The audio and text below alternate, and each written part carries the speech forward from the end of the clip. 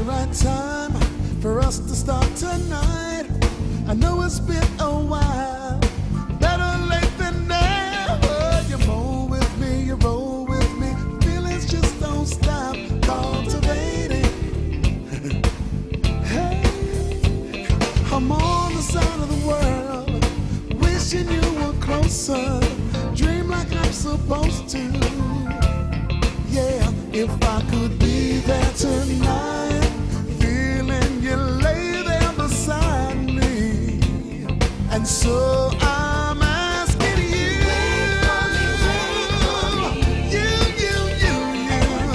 I wanna know, will you wait for me? And I'll be there to hold you.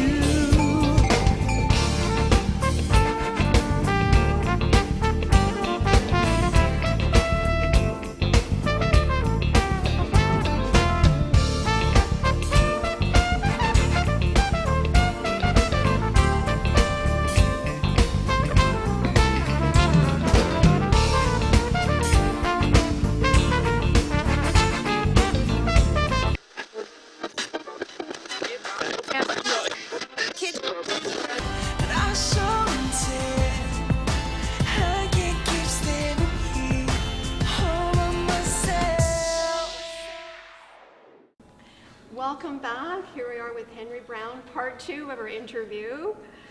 So exciting for you to be here. Can I just say something real quick? Yes. I'm just so happy that they get a part 2. You know what I mean? Like, usually people only get a part 1. They get 1. I'm getting a part 2. I thank you. Okay, never mind. Go ahead. I wanted to continue talking about the HB concept, the Watchtower. Tell us a little bit about that. And the song? yes. Yeah, it was a version of All Along the Watchtower that I did with Buddy Miles. And so he's the one that came up with that concept that put like a little hook on the Watchtower song, because it usually doesn't have that hook in the original that Jimmy did or that Bob Dylan did. And so yeah, and once I recorded that, I was like, oh, I kind of like this myself. Let me do this in my show. And so I've been doing it for a while, but it's great. Yes, because it got a little chorus. All along, all along. All along the Watchtower.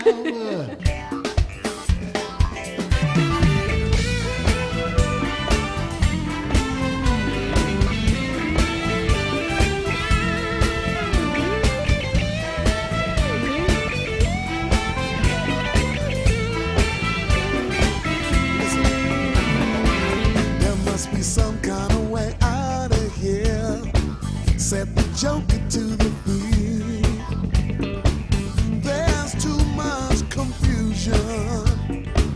I can't get no kind of relief. Say, businessman, drinking my wine, while man dig my herb.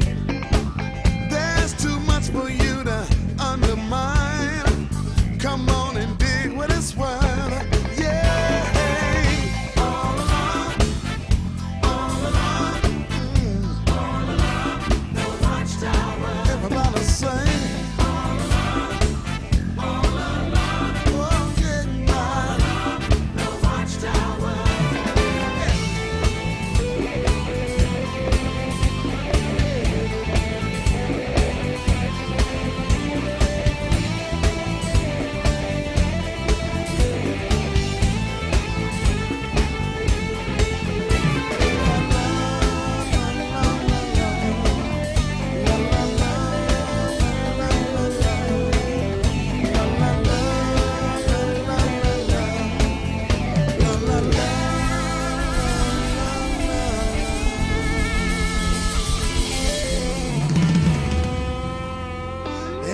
She's buying a stairway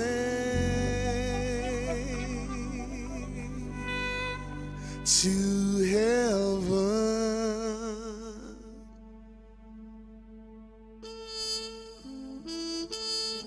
All along the Watchtower.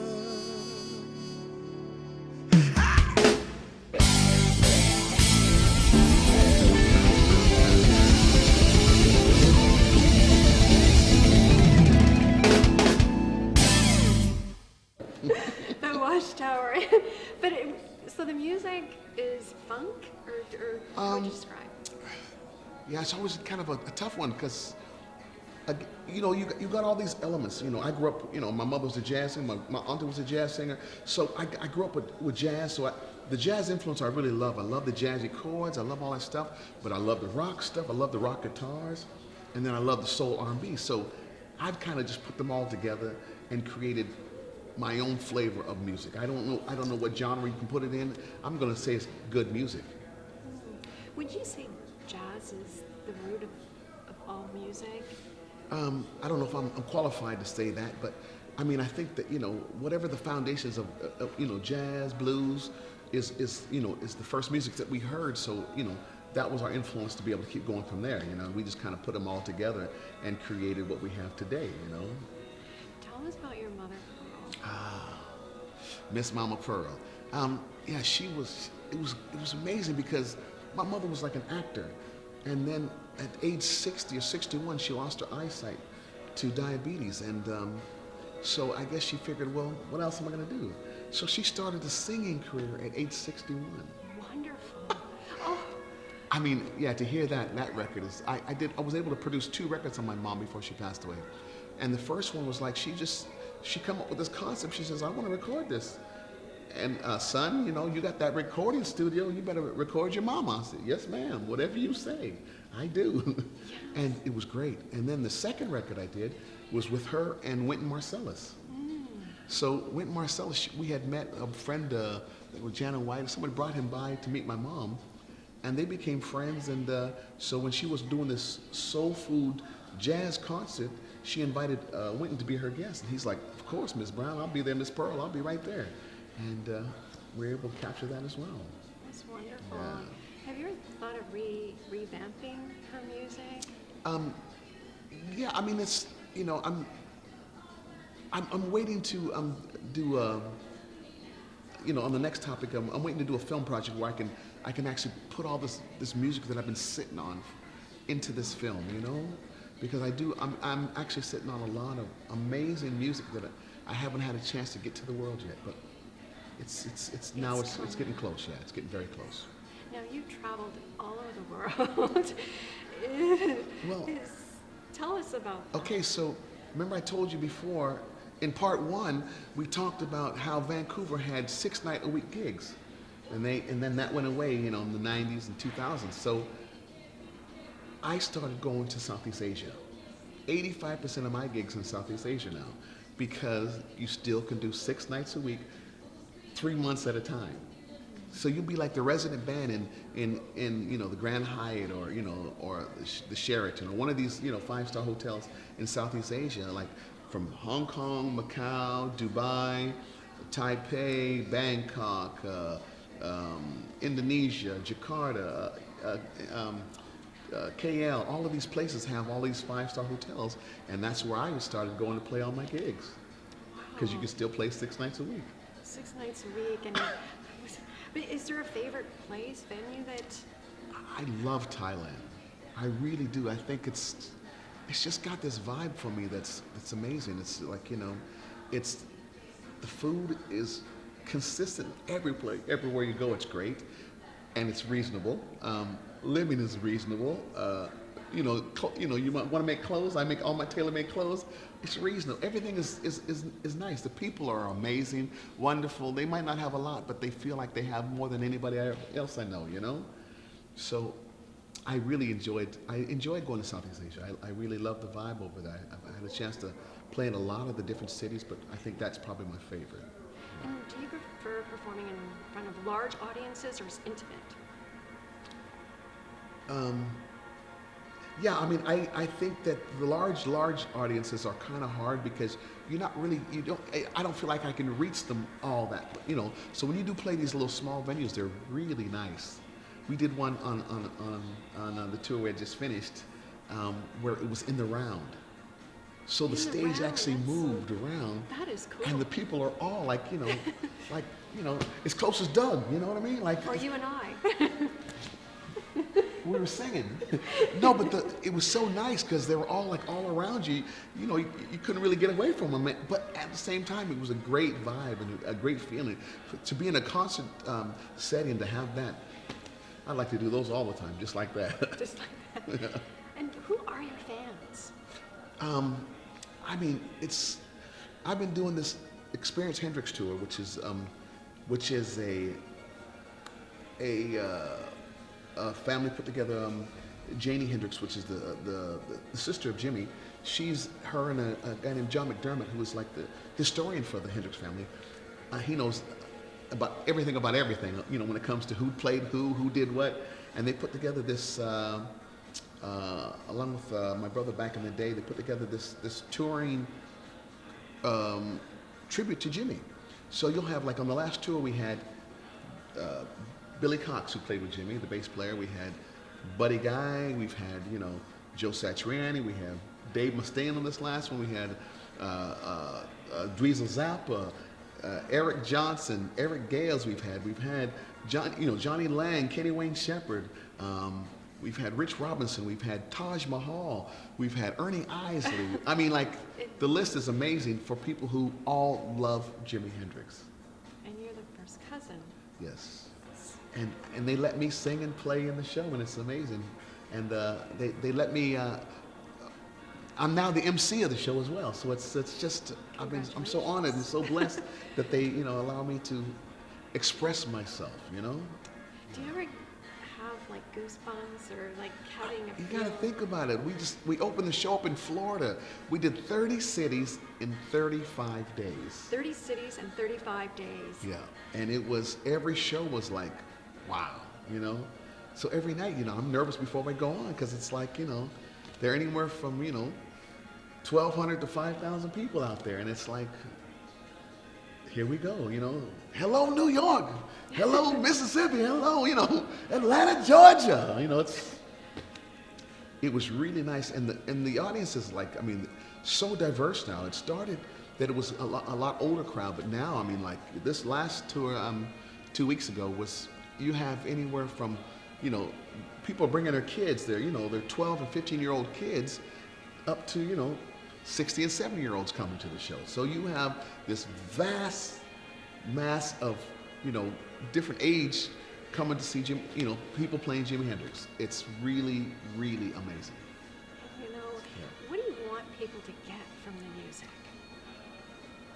What it was meant to be, and that it was to touch you somewhere in your spirit, your heart, your soul, to be able to say, I felt that, I feel that, I got you, yes. Yeah, people write songs and they try to make it so that the lyrics say something to you, so you identify. It makes you laugh, it makes you cry, it makes you sad, it makes you happy. It gives you all of these emotions, and that's what music is. And it heals. It heals. Sometimes it'll make you sad and you want to cry, but it'll make you happy and want to laugh and jump and scream. So that is the beauty and the magic of music, right? Congratulations on being the MC, but you're a bass player and do vocals? Yeah, I do. I get to sing like Foxy Lady, and I get to do Purple Haze and Them Changes, and I get to sing a lot of stuff in the show. It's yeah. And so how many members are there? There's like 15, 16 or 15 artists at a time usually on the tour. And it's great because you have combinations that would never happen usually, right? Johnny Lang playing with Dave Mustaine from Megadeth, and the drummer from Stevie Ray Vaughan, and the guitar player from Indigenous, then you have like the Slide Brothers who play these pedal steels playing, and it's like you got Dweezil Zappa and Eric Johnson playing together, you got Billy Cox, and it's really an amazing show that you really must see it. Really, Experience Hendrix. If it's coming to your town, your city, you got to see it because it really is that magical.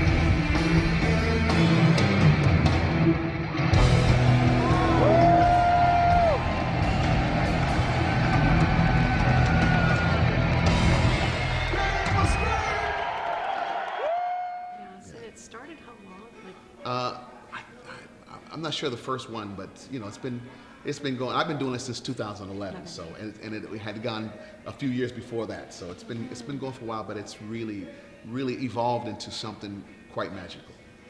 And is there like a tour bus or? Oh yeah, so the buses are done up with Jimmy all over it. They are amazing. They are wrapped so beautiful. I mean, you know when the Hendrix tour is coming to town, okay? It was like back in the day, the Globetrotters. They had, you know, they used to come in. Their buses were all. It's like the Experience Hendrix is coming to town, ladies and gentlemen. You can see the buses outside, you know. And do you have, you know, a ritual before you perform? Like, I mean, clothing, or how do you dress? Or? I mean, I think everybody just dresses themselves. There's nobody in uniform or anything. Everybody just dresses like they dress in their own shows. And they come out and they express their passion and love and feel for Jimi Hendrix. So it's really amazing. And the feedback has been amazing. Oh, wow, yeah. I mean, yeah, so many sold out places. It's like, wow, this is, you know, incredible. And yeah, I'd love to see it come to Vancouver, you know, because, you know, our hometown. And Jimmy's father was born in Vancouver, you know, but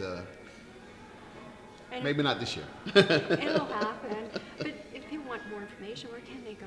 Experience Hendrix. So they can go to JimiHendrix.com and find out everything. Okay. Everything about Jimmy. And what is next for you?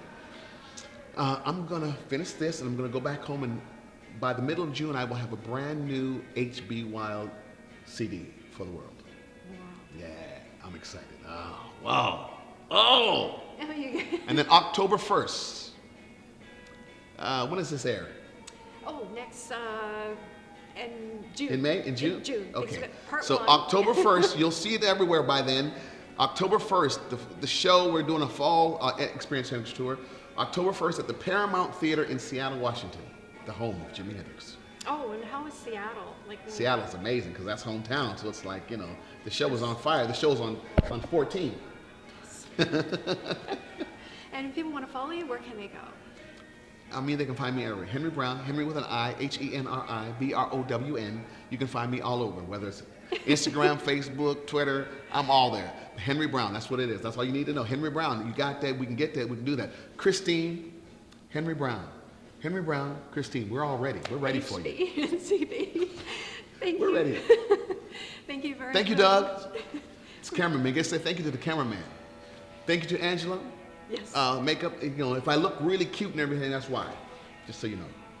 I want to thank you very much for coming on the show, and best of luck with your acting career. We haven't really talked about that. That's for part 3. That's for part 3. So we're going to end this, and we'll be right back. Thank you so much.